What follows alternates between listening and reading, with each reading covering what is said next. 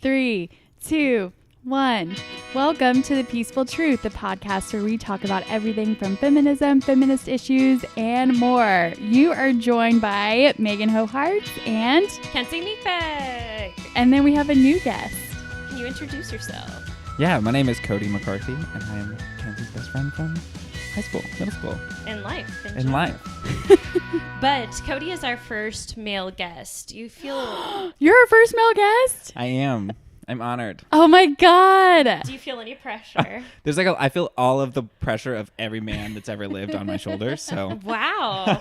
I mean, I don't think we have that many listeners, but thank you for getting... Especially that many male listeners. Like maybe Desmond. Maybe. That's it. Well, and me every week. I've had my guy friends listen. Oh, perfect. They try. They try really hard. Yeah. Yeah. Okay, There's some perfect. episodes I'm just like, I can't, I don't relate. I try, and I love listening to like what's going on in y'all's lives, and then I'm just like, oh wait, I don't. What? Makeup? Oh yeah, that episode. That one's understandable. So Cody and I met in middle school, and high school, and we've been best friends since we were 15, and we're 26, so 11 years. 11 years. Yeah. That's a long friendship, guys. Yeah. What is it like being Kenzie's best friend? Oh gosh, it's great. It's wonderful. Kenzie's like so easy to be a best friend for because she just like is so successful and wonderful. And every once in a while, I just be like, "Hey, you're doing great." Thank you. Same with you. Cody is one of the nicest people you will ever meet. He's one of the most thoughtful people you will ever meet. He's one of the most smart people you'll ever meet, and he's just socially wonderful. I'm not going to be able to walk out of this house now. My head's just too big. It's too big. Speaking of heads, we shaved your head yesterday. Oh, Yeah. wow. Perfect. Kenzie was super stressed, and she just took a buzzer. Zing. No, I didn't. No, I wanted to. It looks good. Thanks. Yeah, so we shaved his head yesterday, but yesterday he came in and we'll see if I have to edit this part out because she wants some privacy at first. But I have a niece. Yay! So Cody came Little in baby. and we got a phone call, and Chelsea was going to have a C-section, And the baby's here. and now Pepper's here. Now the baby's here. Nameless Pepper. Nameless Pepper. As I of wanna today, call her- I by wanna call her Thursday Bell she Pepper. might have a name. She's a little Belle. By Thursday she might have a name. Yeah. I hope so. She can't leave the hospital without one. Are you sure? Yeah. Well, she'll just leave as like baby girl Roni. And then we'll have to go change it. Right, which is a and whole other thing. so if they want to like keep Save some some sort hassle. of sanity. But Right. it's probably a big decision to name someone. Dude, it's a huge decision. Do you guys think that names like really have an influence on who you are? Do you guys feel That's a good super question. identified to Cody and Meghan? Yes. That's a tough question, but I think That yes. is, yeah. I mean, it's been forced on me for so long. I guess it's a part of my identity now. I don't know. Maybe. But Kenzie's not your first name. No, it's Jacqueline. And you do not identify whatsoever with Jacqueline. No, I don't feel like Jacqueline. So I think that you would say that you identify greatly with names. Yeah, Kenzie is a big deal to me. Yeah, I like Kenzie. Interesting. Do you think you would be a different person now if your name was like Heather? I don't know. Heathers are always free spirits. Whenever I come across a Heather, they're free like a spirits. feather. They have long like a hair feather. and they liked Right. horses when they were young. Oh my God, that's true. I know a Heather that Is loves it horses. so true? I saw this meme the other day that was like, why is everybody with really long hair in elementary school, why do they always like horses? I think it's because their hair's like a mane, right? Yeah. I don't know. I mean, I didn't cut my hair till kindergarten, and it was like, or first grade, and it was like down to my knees. Oh my What? gosh. And I didn't particularly, like, I love animals, but I didn't have You weren't like a- a huge thing with horses. I wasn't a jabroni. You're literally the only Wait, one. could with you long be hair. a brony as a girl? Yeah. Aren't bronies like bros that are into My Little Pony? Yeah, but it's like, now it's like a term for sexually liking Oh. I didn't know it had a sexual thing on it. thing. Oh, Well, I gosh. watched a reaction video on YouTube the other day. I know they're like sex toys. We can edit it out.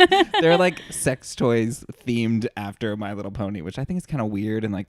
But I mean, I don't want to put my own stereotype and judgment on it, but for me, it seems odd. You would not be into Right. it. I would not buy a My Little Pony themed butt plug, but that's just me. We're leaving that in. Oh God. Okay, so today we're just kind of, forgive us. We were going to have a whole plan for Cody. I was going to plan out an interview, but some things came up. Right. A baby popped out. Yeah, so we didn't really have time. So I think we're just gonna talk today. But I think I wanted to talk about why do you identify as a feminist, and why is that important for you to be a feminist? Yeah, so especially as a man, I think it's very important to understand, as a white man, especially my privilege that I have in the world, and to sort of allow that space for women to come in. I think the biggest thing I can do, and the importance of me as a male feminist, is to let women have their space, to let them have their space to lead, to be who they are, to feel, to love, to just be empowered in that, and be empowered in that in every aspect of their life, not just empowered in the law, but empowered in their career and their social life and everything. So okay, episode done. That was perfect. Bye. Bye. press it. Check, please. That was beautiful. That was beautiful. Megan, do you have anything you want to talk about? I was thinking toxic masculinity is kind of what I wanted to talk about. I think Cody showed me this TED Talk with this famous actor. Do you remember his name by chance? I don't, but he's on Jane the Virgin, right? He is, yeah. And he had a very beautiful TED Talk about toxic masculinity, and it kind of stuck with me, and Cody kind of inspired me to talk about it. So what do you think about, can you define toxic masculinity and how you feel as a man it comes up in your life? Yeah, so I think toxic masculinity is the idea that masculine is superior, and that masculine is something to be strived after, and the only thing to be strived after, and that conversely, that femininity is bad. I think that's really where the toxic part of masculinity comes in, is the idea that it is better and it is more sought after and more prized than femininity. And I completely disagree with that. I don't know about you guys, but Well, they're equal and balanced and wonderful. And as a man growing up, it's you need to do this, you need to be this, you need to be tough, you need to be hard, you can't show emotion, you can't do that. And that is deemed as masculine. But I don't know, the idea of, we're going to get into this, society and all that stuff, why do they put these ideas on us? Why is masculinity anything worse or better than femininity? And the feminine is wonderful and great and loving and kind and nurturing and caring. And why is that less? I don't think it should be any less. you need both the sun and the moon to Right. operate. The yin and the yang. Oh, dang, guys. Bringing in some yoga terms Right, here. getting deep in there. So, how do you feel about growing up in the South? Do you think that impacts Right. us Yeah, definitely. as feminists? Yeah. I've also struggled a lot with the idea of chivalry. And can I be chivalrous and also empowering of women? And where's that line? And I've struggled with that a lot. It's because growing up in the South is you open the door for women, you have to walk up the stairs behind her, you walk down the stairs in front of her in case she falls, you stand up when she enters a room, you walk on that outside of the sidewalk instead of the inside in case a car comes. Just what? There's all these rules. I didn't even know I'll those let you rules. guys take a car for me, though. Right. I didn't even know that these rules exist. I didn't know Yeah. the stairs one. Yeah. I didn't in know case the she stairs falls, you can catch her. Oh. If she falls backward, it's gay. Yeah. Okay. Now I'm going to see if the Texas men in my life do that to me. I don't anymore. Because you're a woman. If you fall down the stairs, you're going to fall down the stairs. I'm not going to catch you. I'm going to step out of the way so you don't take me down. I'll call 911 and right. that's it. Are you okay? Someone has to call 911, right? If we both fall down, who's going to do it? That's hilarious. Yeah, and then last night you are gay. And so last night we were talking a little bit about the concept of homophobia plus toxic masculinity. And I think he brought up a very deep point. Can you explain that to Megan and our viewers of what? Yeah. So I was listening to another podcast and it was talking about how, what people who are homophobic, what do they hate? what are they hating in gay men? They're hating the things that make them feminine. They're hating, the higher voice, the flamboyance of it. And I don't think it's hard to make a connection between they're also hating femininity in general. And how can they, if someone is homophobic, I also think he's a chauvinist as well. And he doesn't think that women should be equal and have those same rights. So be cautious of men that are homophobic. Ladies. Moral of the story. Right.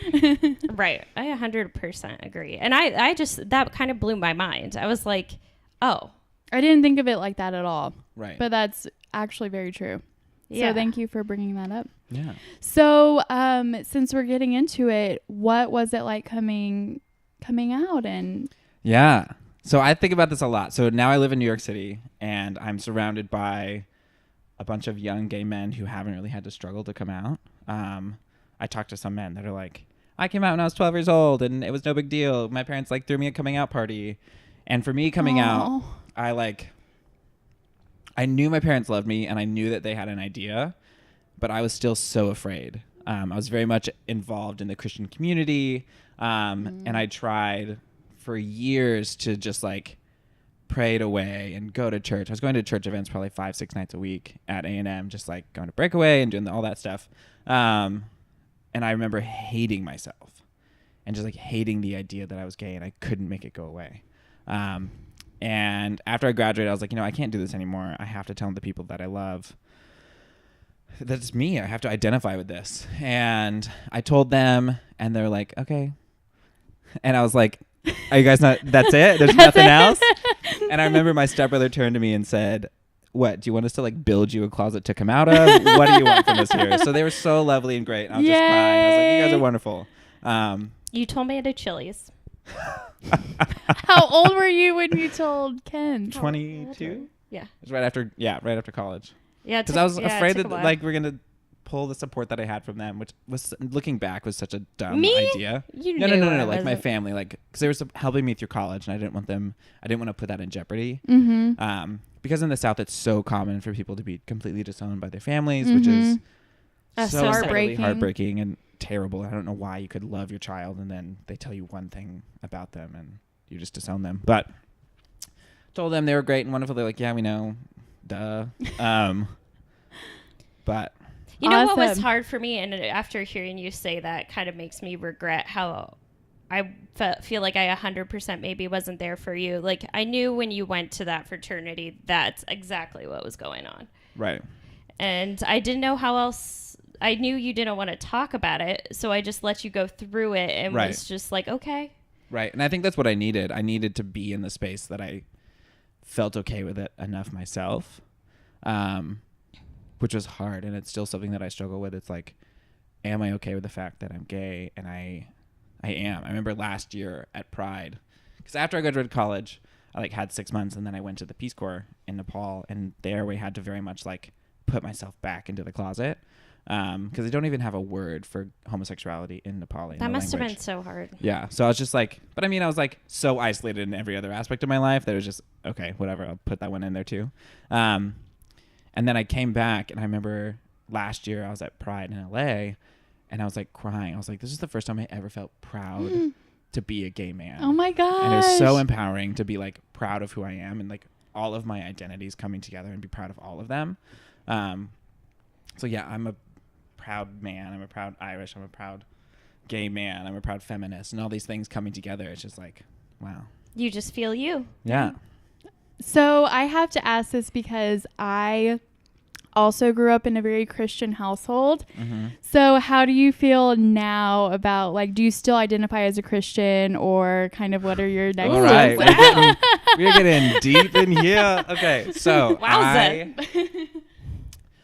first off, I spent so much time.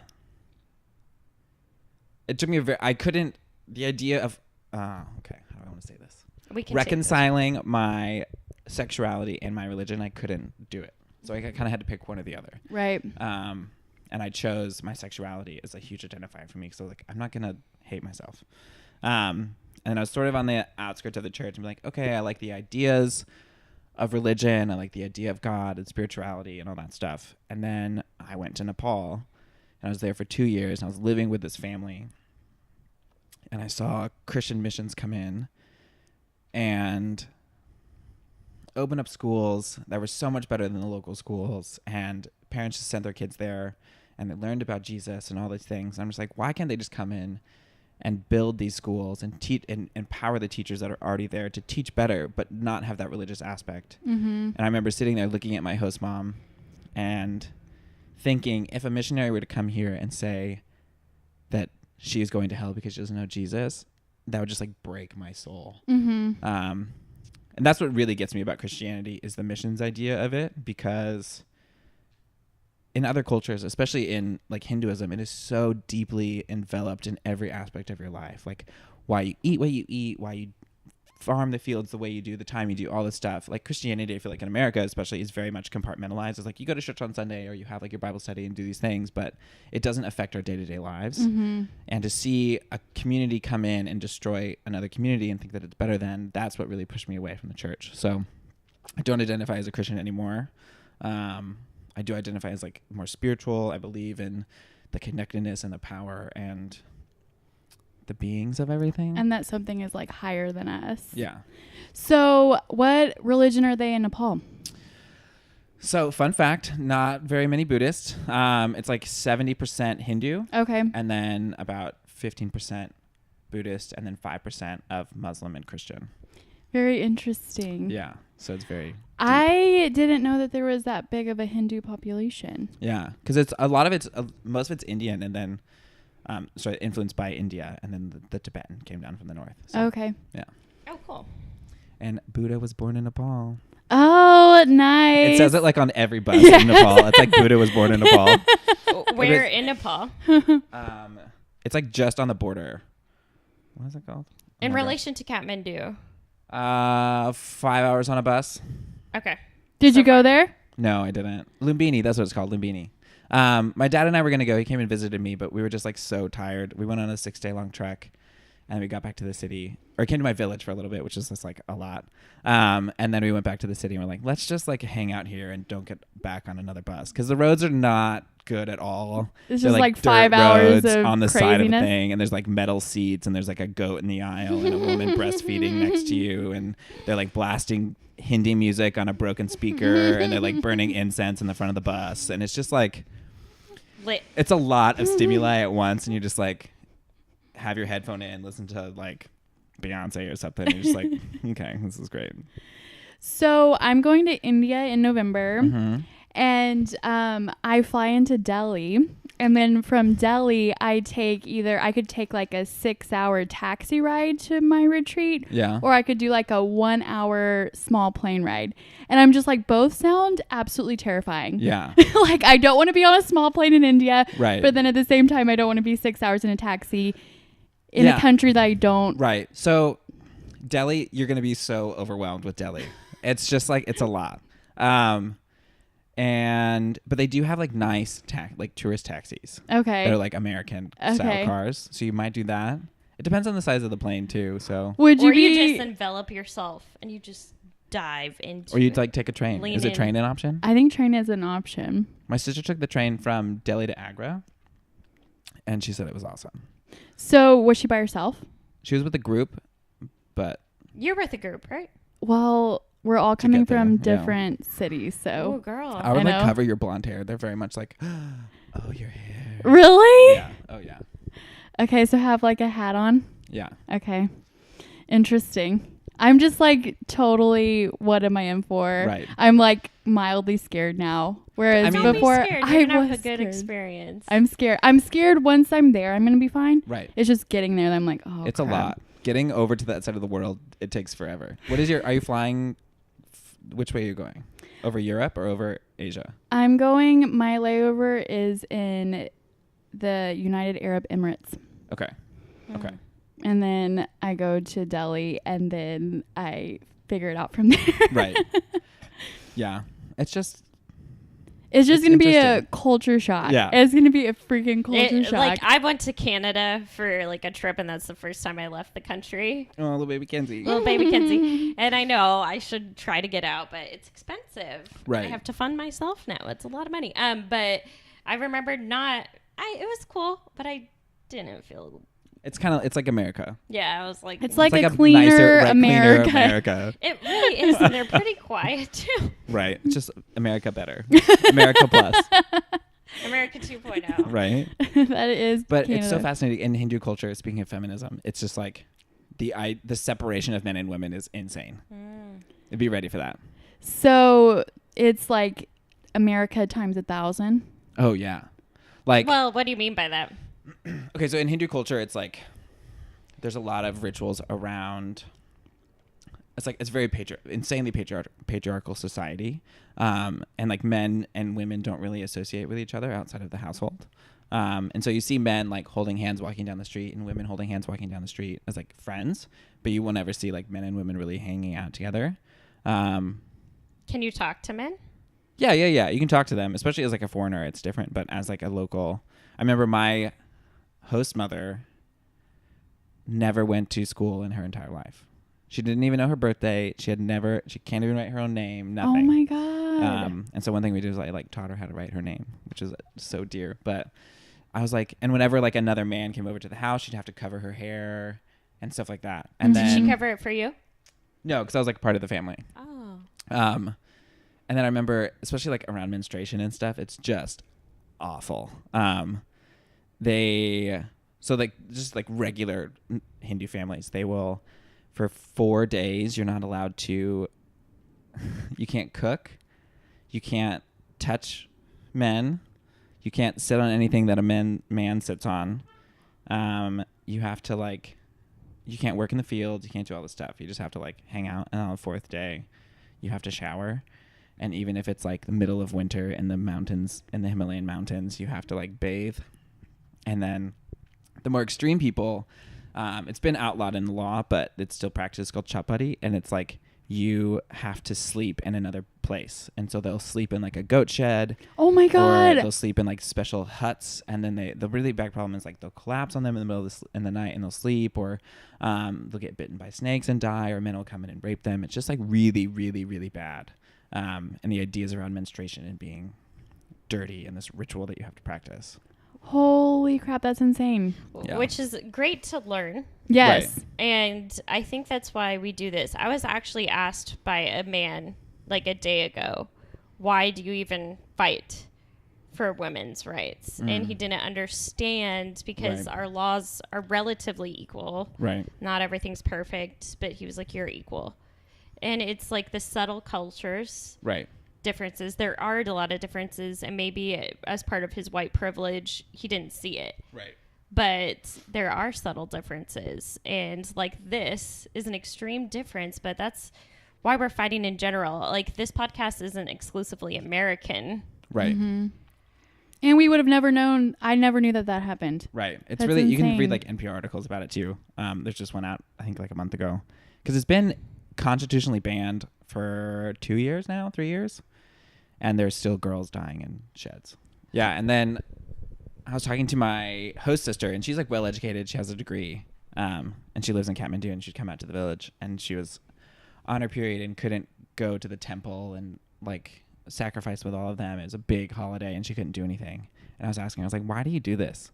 And she was like, well, I just see it as like a vacation. And once a month I get to take a vacation. And I was like, I get that, and it's great, but why can't you choose the days you want to have your vacation? Why is it based on when your body is doing something natural and great and wonderful, you know? I mean, we witnessed the miracle of a child coming into the world yesterday. Right. And the woman's body, the way the chemicals change, the way things happen. Like, people shouldn't be afraid. Like, as a woman, like, men don't, like, you think we're equal, but there's a lot of subtle things we do to make you feel comfortable. Like, right. To go and use the bathroom, I carry a little bag into the bathroom to hide the fact that I'm carrying a tampon. To the Right. Or I secretly put it in my pocket and put my hand over it so you can't see a bulge that I'm going into the bathroom to change a tampon. Like, I'm sorry, but half the population has a period. Right. Once a month. Mm-hmm. It's like a regular All the thing. women We know what's around happening. you. We know what's going on. Everyone is aware Why of it. should I just not whip Right. out a Why is tampon it and walk so to the shamed? bathroom? Right? Right.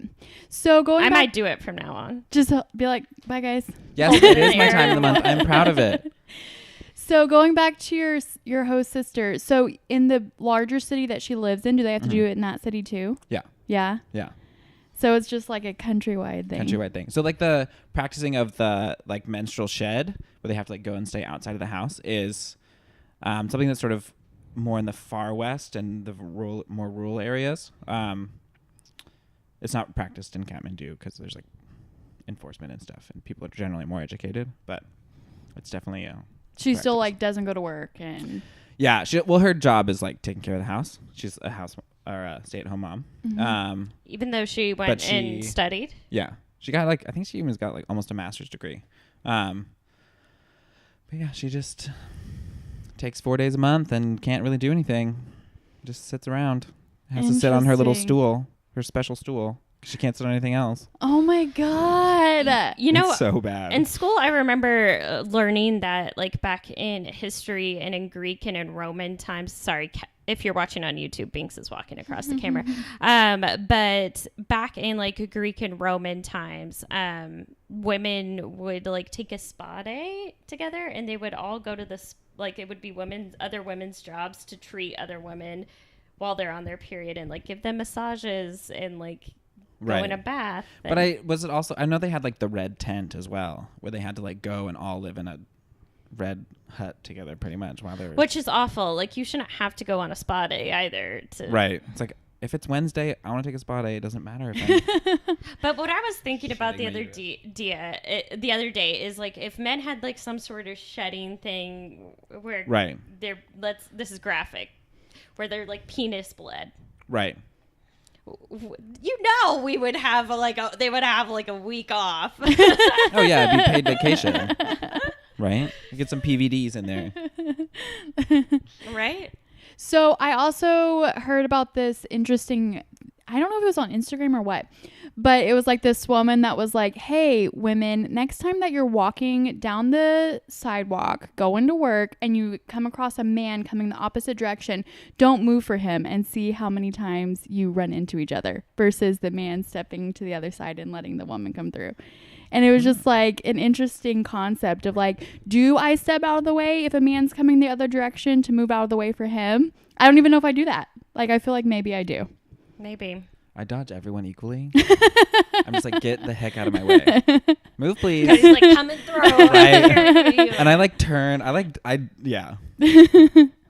I just never even thought of that. Yeah. Like, do you guys feel like you do that? I don't know. I really want to pay attention now. I have no idea. I step out of the way? I think it's my natural personality for everyone for me to apologize. Like if I get near someone or for me, right. I kind of been, I would say I'm an alpha a lot in my ways of my life, but I think sometimes I take that passive role. But has it been socialized into you, or is that how you naturally are? It probably is. That's the real question here.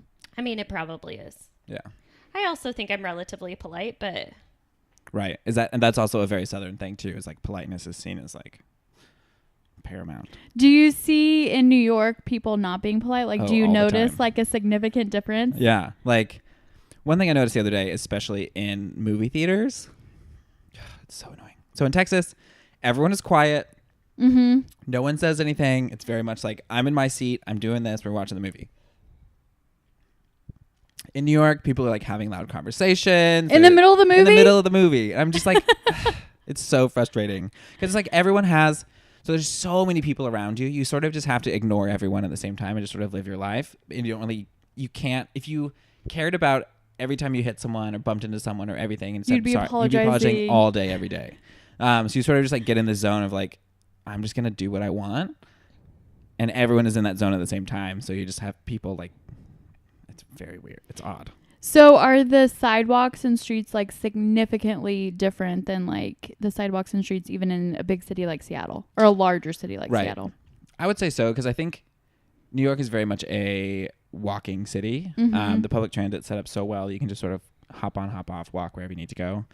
Seattle, I think it's struggling to meet the population's needs. Mm-hmm. Like the bus system here is great, but we need some trains. So there's not many people walking around. Like in downtown, you see people walking around, but I don't think you see it in New York City, like in all of the boroughs, people are always walking. I mean, we do have a light rail that's very close to here, but it doesn't make a lot of convenient stops. Right. And the stops are so long. Yeah, they're very long. It's like 5 minutes. You're at a stop. I'm like, come on, let's go. But Well, thank you for being on this episode and Yeah. for shedding some light into Nepal, into what it's Right. like to be a gay man from Texas. Howdy, and all of and all of that good stuff. Kins, do you have any other questions? No, I just love you so much, and thanks for shedding your light, and Yeah. thanks for giving them part of your wonderfulness and sharing how wonderful you are. It's such a deep respect and love for Cody. aw, So I love you too. thank you for coming on. Yeah, thanks for having me. We like to wrap up our episodes with one good thing we're looking forward to. I know what I'm looking forward to. What are you looking forward to? On next weekend, Sheryl Crow at Chateau Ste. Michelle. We're Hell just yeah, gonna girl. drink a shit ton of wine and listen to Sheryl Crow, and so it's gonna be so fun. Great. Cody? Oh gosh, I feel like this is my thing that I'm looking forward to. Hanging out Me with too. Kenzie. I'm on a week of vacation, so I'm gonna hang out with Kenzie down. here and just like have best friend time, and then I'm gonna go out to Chelan later this week and like hang out on the lake with my friend Melissa from Peace Corps and just like get some hiking in and other best friend time. And I've used you as my good thing actually for several times. Yes, In the past week. yes, I've she heard. has. So I am going to say my good thing is my little squish right now, my little niece. little niece. Yeah. So cute. She's so cool. Okay. Well, thanks guys for listening. We love you. Bye. Bye.